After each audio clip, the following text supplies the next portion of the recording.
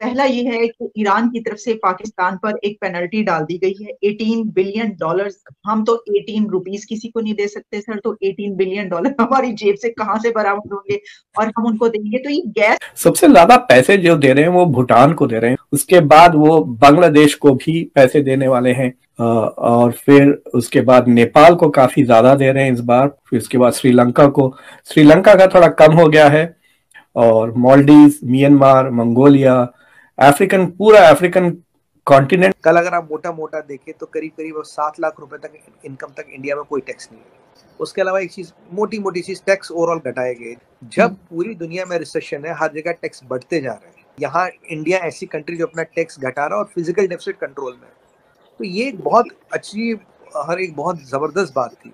मैं देख रहा था बजट में, और जो एक्सपर्ट्स बात कर रहे हैं, देख के कह रहे हैं this is design to attract more foreign investment. दोस्तों जय हिंद दोस्तों, फिर से आप लोगों को एक सुपरफास्ट के नई वीडियो में आप लोगों का स्वागत है। दोस्तों जैसा कि अभी आप लोगों को मालूम होगा कि भारत का जो बजट पास हुआ है वो 1 फरवरी को वहाँ के बजट मिनिस्टर ने पास किया है।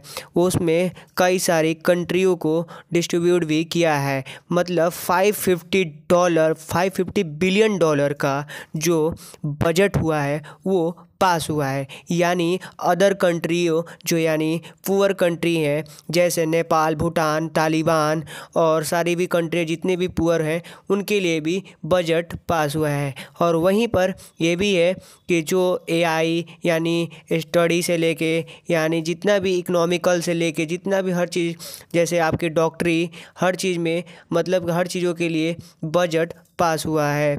और वहीं पर ये भी कहा जा रहा है कि जो पाकिस्तान है, पाकिस्तान को इस बजट में उसको शामिल नहीं किया गया है।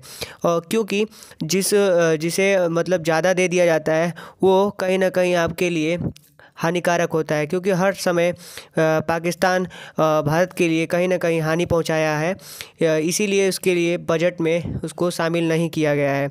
और ये जो बजट पास हुआ है $550 बिलियन, वो तीसरे यानी अब तक के जिस भी देश में अब तक के बजट पास हुआ है यानी चाइना और अमेरिका से तीसरे स्थान पर सबसे बड़ा अभी बजट पास हुआ है।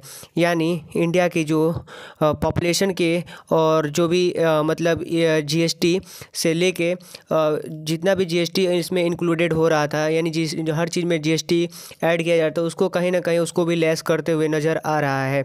और वहीं पर ये भी बात निकल कर आ रही है कि पाकिस्तान वो कहीं ना कहीं वो भी सोच रहा है कि हमें क्यों नहीं दिया गया, इस बजट में क्यों नहीं शामिल किया गया।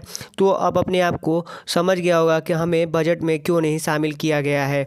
तो दोस्तों आइए देखते हैं कि पाकिस्तान के लोग और वहाँ के मीडिया क्या कहती है इंडिया के बारे में, जो बजट पास हुआ है उसमें क्या क्या इंक्लूडेड है। आइए देखते हैं। को देंगे। तो ये गैस पाइपलाइन का जो मामला है ये क्या है? और दूसरा हम बात करेंगे कि अफगानिस्तान के लिए इंडिया ने अपने बजट में एक बड़ी अमाउंट रखी है, और वो अमाउंट $25 मिलियन जो कहे जा रहे हैं उसको बड़ा वेलकम किया है। हिंद दोस्तों, मैं महेंद्र शर्मा स्वागत करता हूं आपका डिजिटल रेजिडेंट एचडी में। आपका उम्मीद करता हूं आप खुश और स्वस्थ है। दोस्तों आइए दिखाते हैं पाक मीडिया की एक लेटेस्ट डिबेट, जिसमें कैसे डिस्कशन किया गया है कि ईरान ने पाकिस्तान को एक करारा तमाचा मार दिया है। क्योंकि आज पाकिस्तानी मीडिया सीधा सीधा बोल रहा है कि ईरान ने हमसे $18 बिलियन रुपीज मांगे हैं क्लेम के नाम पे, जबकि हमारी औकात नहीं है $18 देने की ईरान को। दूसरी तरफ कैसे अफगानिस्तान के बारे में भी डिस्कशन किया गया है। तो दोस्तों पहले देखिए आप ये वीडियो।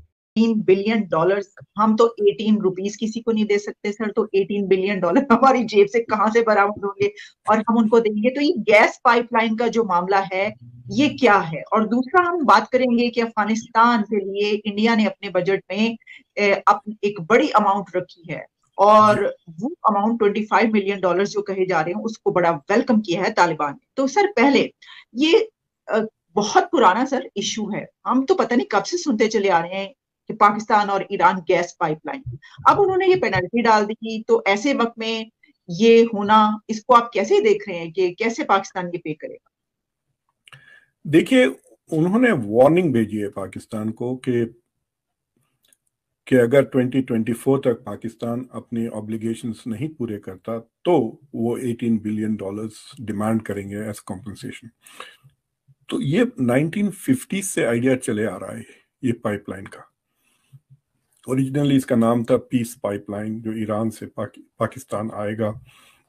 फिर 1990s में इंडिया भी शामिल हो गया डिस्कशंस में। So the pipeline was supposed to come from Iran से पाकिस्तान, पाकिस्तान से इंडिया, फिर चाइना भी इन्वॉल्व हो गया, फिर बांग्लादेश। तो it was going to be a major pipeline providing natural gas in सारी कंट्रीज को।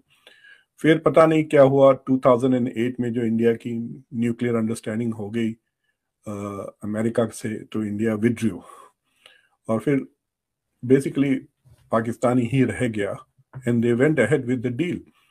तो बेसिकली ये था कि ईरान के वेस्टर्न हिस्से से वो गैस लेकर पाकिस्तान तक आएंगे, बॉर्डर तक, तो वो पाइपलाइन वहां तक वो बनाएंगे। फिर पाकिस्तान के बॉर्डर से पाकिस्तान जहां जहां वो गैस ले जाना चाहता है वहां तक के वो पाइपलाइन बनाएगा।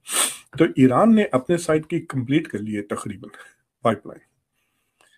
पाकिस्तान के पास मेरे ख्याल से अभी शुरू भी नहीं हुई हो, तो इन्होंने ये डिस्कशन चले जा रहा है। 2013 में नवाज शरीफ ने कहा था कि इट विल बी डन, फिर 2014 में उसको ख़त्म कर दिया, फिर रिवाइव किया गया, फिर 2019 में रिवाइव किया। तो आई थिंक पाकिस्तान के लिए this would have been a great bonus अगर ये पाइपलाइन बन जाता, लेकिन आई हैव अ फीलिंग कि Pakistan is afraid of US sanctions. तो ईरान कहता है कि जो यूएस सैंक्शंस है वो इलीगल है, और जो पाकिस्तान ने जो सिग्नेचर किए हैं, जो साइन किए हैं ईरान के साथ obligations, those are valid and therefore Pakistan is in violation of its commitments to Iran. और मेरे ख्याल से द यूएस से डर कर, देखिए पीरियोडिकली यूएस की जरूरत पड़ जाती है ना ईरान पाकिस्तान को, तो वो जब भी जाते हैं मेरे ख्याल से अमेरिकन के पास लिस्ट ऑफ थिंग्स है रखे हुए, वो पुराने फोल्डर में से निकाल के okay you can't do this, you can't do this, by the way the pipeline, वो भी नहीं कर सकते आप, तो ये यहाँ कह देते हैं एंड देन फिर आके थोड़े दिनों के बाद then they go to Iran and say okay we will continue with the project. So ये सिलसिला चल रहा है, but Iranians have built that track. I don't know how it is going to, मतलब वो क्या करेंगे, वो पाइपलाइन का काफी खर्चा तो हुआ है। So they are basically demanding compensation for the loss of, I think, business as well as cost of making the pipeline. अगर और उन्होंने काफी टाइम दिया है, this is 2023 अप्रैल, 1 साल का वक्त दिया है उन्होंने पाकिस्तान को। तो I think if Pakistan starts building the pipeline, then they may have some leeway.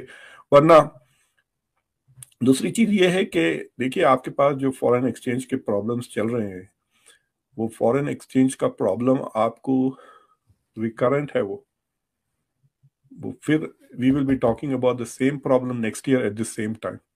अगर पाकिस्तान मान लें कि gets out of the problem now, यानी वो IMF से पैसे लेकर, अरब ममालिकों से मदद मांगकर, चाइना से मदद बाद इंडिया तीसरे नंबर पे है जिसने इतना बड़ा जो है बजट बनाया है। इसमें मैं पाकिस्तानी पब्लिक की राय लूँगा कि पाकिस्तान जो है उसकी तो टोटल इतनी इकॉनमी नहीं है जितना वो बड़ा जो है बजट बना रहे हैं, और हमें पाकिस्तान का कब ख्याल आएगा कि हम भी इतने बड़े बड़े बजट बनाएं। पहले तो हम अपनी इकॉनमी कैसे ठीक करेंगे, और इंडिया जो है वो इतने बड़े बजट क्यों बना रहा है। और साथ ही मैं ये पूछूंगा कि इंडिया जो है वो अपने हेल्थ पे बहुत ज़्यादा इन्वेस्ट कर रहा है, बजट का हिस्सा वो अपने एजुकेशन पे बहुत ज़्यादा इन्वेस्ट कर रहा है, वो इंफ्रास्ट्रक्चर पे बहुत ज़्यादा इन्वेस्ट कर रहा है, वो लोगों का मेयार ज़िंदगी बेहतर बनाने के लिए बहुत ज़्यादा इन्वेस्ट कर रहा है। तो हमारे पाकिस्तान का जो बजट होता है वो जब भी आता है तो वो आवाम का खून ही निचोड़ के ले जाता है। तो पाकिस्तान के बजट में और इंडिया के बजट में क्या फ़र्क होते हैं, सारे सवालों के जवाब देंगे पब्लिक से, और मेरी पर्सनल ओपिनियन जो होगी मैं वीडियो के एंड में बताऊँगा। अस्सलाम वालेकुम। वालेकुम सलाम। आपका नाम? शाहिद जुमान। क्या करते हैं भाई?